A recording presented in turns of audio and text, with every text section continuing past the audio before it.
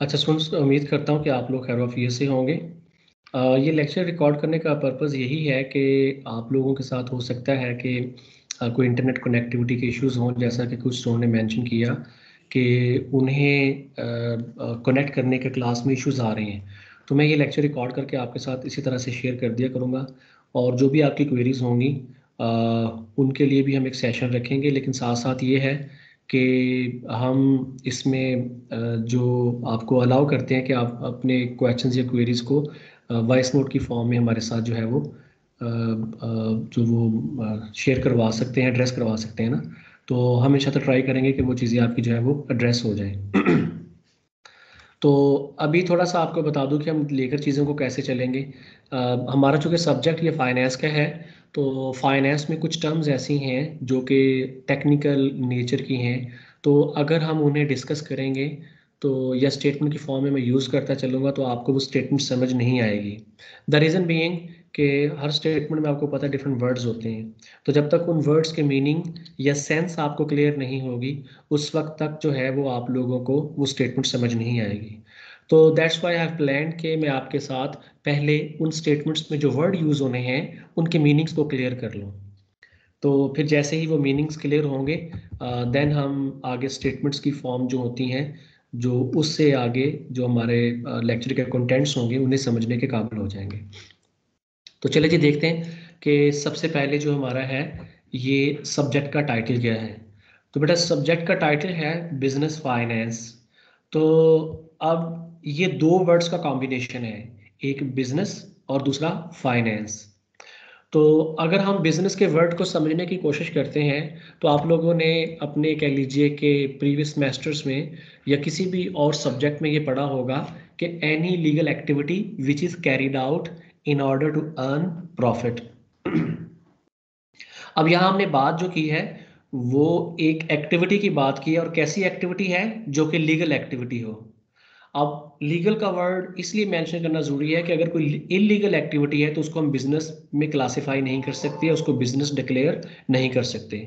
उसकी रीजन ये है कि जो लीगल ऑपरेशंस होते हैं या जो लीगल बिजनेस होते हैं या एक्टिविटीज होती हैं, उनको आप किसी भी कोर्ट ऑफ लॉ में चैलेंज कर सकते हैं। फॉर एग्जांपल आप किसी को लोन देते हैं और वो लीगल पर्पस के लिए था, और वो आपने के पास उसका कोई एविडेंस था, वो पर्सन आपको कल को लोन जो है वो वापस नहीं करता, रीपे नहीं कर रहा आपको, तो आप कोर्ट ऑफ लॉ में जा सकते हैं, केस कर सकते हैं। इसी तरह आपने किसी को अपनी कोई कमोडिटी, अपनी गुड्स या सर्विसेज प्रोवाइड की हैं, और उन सर्विसेज के अगेंस्ट वो आपको पे नहीं कर रहा या कोई सर्विस रेंडर नहीं कर रहा जो आपसे पहले उसने कमिट किया था, तो अगर ये गुड्स या सर्विसेज प्रोवाइड करना लीगल था तो आप उसको कोर्ट ऑफ लॉ में ले जा सकते हैं, उस पर सू कर सकते हैं।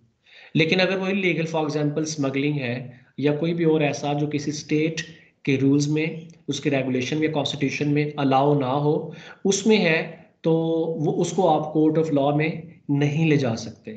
तो इसलिए यहाँ वर्ड लीगल का यूज किया गया है।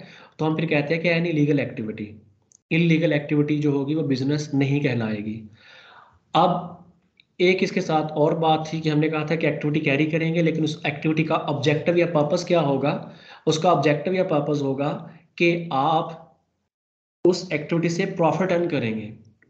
अगर तो वो कह लीजिए कि प्रॉफिट के अलावा कोई ऑब्जेक्टिव है, जैसे कि नॉन प्रॉफिट ऑर्गेनाइजेशंस होती हैं, एनजीओज हैं हमारे पास, गवर्नमेंट है, जैसे इनके काम क्या होते हैं, वेलफेयर को प्रमोट करना, तो फिर हम उसे बिजनेस नहीं करेंगे। हम उन्हें नॉन प्रॉफिट ऑर्गेनाइजेशंस का नेम दे सकते हैं, या हम उन्हें एनजीओज का नेम दे सकते हैं, या जैसे गवर्नमेंट का काम ही वेलफेयर को प्रमोट करना होता है या वेलफेयर एक्टिविटीज में इन्वॉल्व होना होता है, गवर्नमेंट भी बिजनेस करती है या ऑपरेशंस में इन्वॉल्व होती है, लेकिन गवर्नमेंट का ऑब्जेक्टिव उन ऑपरेशन से प्रॉफिट अर्न करना नहीं होता, रादर उसका ऑब्जेक्टिव जो है वो वेलफेयर को प्रमोट करना होता है। तो इसलिए हम यहाँ पर जो है प्रॉफिट का वर्ड भी यूज करेंगे। तो मैं फिर रिपीट करता हूँ, हमने बिजनेस के लिए जो बात की उसमें इंपॉर्टेंट वर्ड्स हमारे पास यहाँ पे लीगल का है और प्रॉफिट का है। बाकी आपकी ये कोई भी एक्टिविटी हो सकती है। अच्छा एक और थोड़ा सा समझ लें, ये स्टेट टू स्टेट चीज़ों का लीगल होना या लीगैलिटी उनकी चेंज हो सकती है। फॉर एग्जाम्पल पाकिस्तान में हो सकता है एक चीज़ लीगल हो, या किसी और कंट्री में एक चीज़ लीगल है और पाकिस्तान में इलीगल है। अब इंडिया की एग्जांपल ले लें आप, स्लॉटर हाउस, और वो भी गाय का, इंडिया के उस स्टेट में या उस जगह पर खोलना चाह रहे हैं जहां पर कह लीजिए कि इन हिंदू इंतहा पसंद तंजीमें हैं या जो गाय माता या गाय की पूजा करते हैं सपोज। तो अगर वहां आप गाय का कोई ज़िबा खाना या स्लॉटर हाउस खोलते हैं तो डेफिनेटली वहां पर वो जो है वो अलाउ नहीं होगा। इसी तरह वाइन का बिजनेस लगा लें, वाइन का बिजनेस जो है वो कुछ स्टेट्स में कि जिनमें स्टेट ने उनको अलाउ किया हुआ है कि वो फ्रीली, इजीली, ओपनली ट्रेड कर सकते हैं वाइन के बिजनेस को या लिकर के बिजनेस को या कोई भी और ऐसा, तो वहां पर वो अलाउ है। लेकिन पाकिस्तान आपको आइडिया है कि ये अलाउ नहीं है।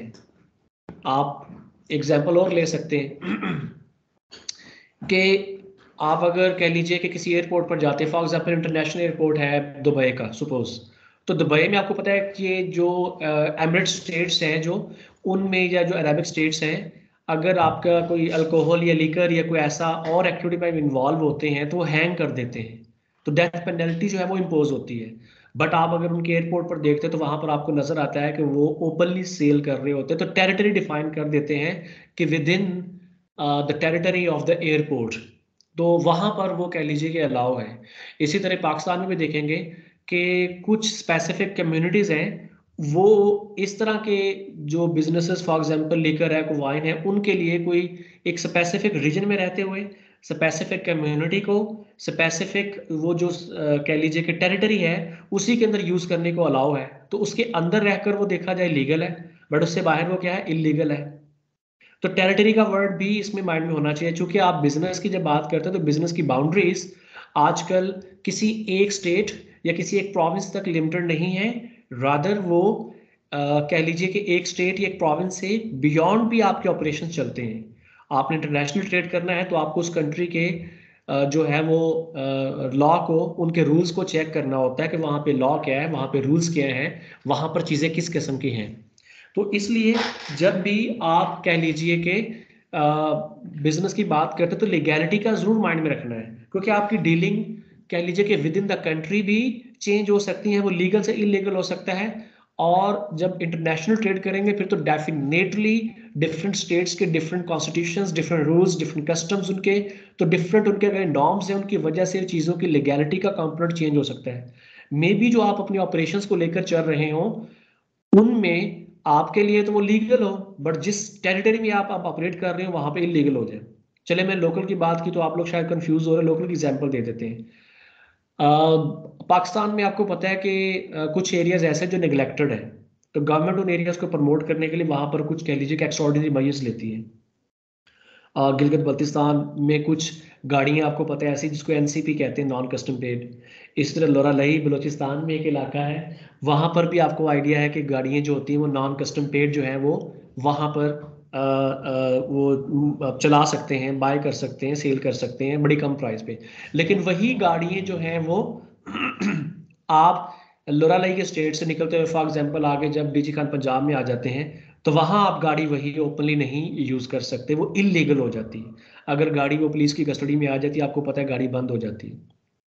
तो ये विद इन द पाकिस्तान कह लीजिए कि कुछ किलोमीटर से भी वो चेंज हो जाता है। फॉर एग्जाम्पल वही गाड़ी अगर आप आगे चले जाएं किला अब्दुल्ला की तरफ लोरालाई से, तो या किला सैफुल्ला की तरफ, तो उससे आगे वो अलाउ नहीं है।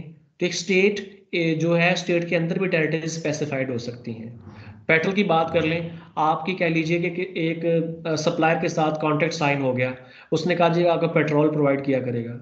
अब आप अगर कोयटा या लोरालाई इस तरह के स्टेट्स की बात करेंगे या कोई और ऐसे पाकिस्तान के काफ़ी एरियाज हैं जहां पर वो कह लीजिए कि उनमें कस्टम वगैरह ऐड नहीं होता।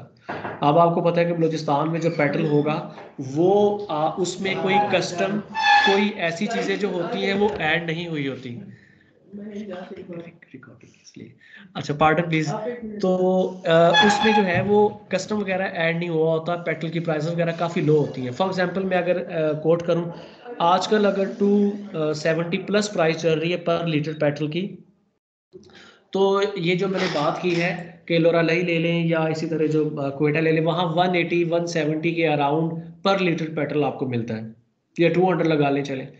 अब अगर वो सप्लायर जो है वो उसने आपसे एक प्रॉमिस किया है कि आपको 180 रुपये पर लीटर प्रोवाइड किया करेगा पेट्रोल, लेकिन आपका बिजनेस उस वक्त कहाँ पे था, आपका बिजनेस था चले लोरालई में, तो क्या हुआ, कल को आपका बिजनेस जो है वो एक्सपेंड हुआ और उसका एक प्लांट मुल्तान, लाहौर या किसी भी और जगह पर जो है वो आपने इंस्टॉल किया, वहां भी आपका पेट्रोल पंप था। तो आपने उस बंदे को कहा, चूंकि आपके साथ मेरा एग्रीमेंट था, तो उस एग्रीमेंट के मुताबिक जो है वो आप मुझे मेरे मुल्तान वाले जो पेट्रोल पंप स्टेशन मेरा है वहां भी पेट्रोल प्रोवाइड करें 180 पे।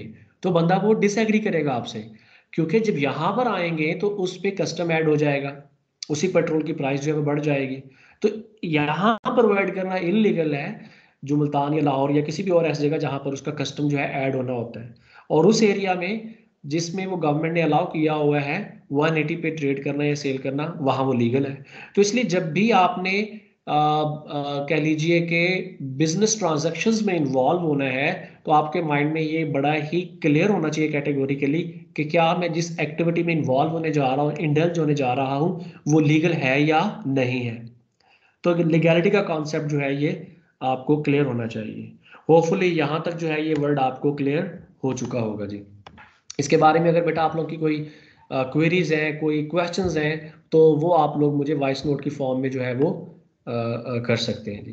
थैंक यू वेरी मच बेटा। नेक्स्ट जो है वो सेकंड सेशन में हम इसी को मज़ीद आगे डिस्कशन को बढ़ाएंगे, और इसमें जो आगे हमारे मज़ीद कॉन्सेप्ट्स यूज़ होने हैं उनको इनकॉर्पोरेट करके इन वर्ड से हम आगे इन चीज़ों को जो है वो समझने की कोशिश करेंगे। बहुत शुक्रिया जी, थैंक यू वेरी मच।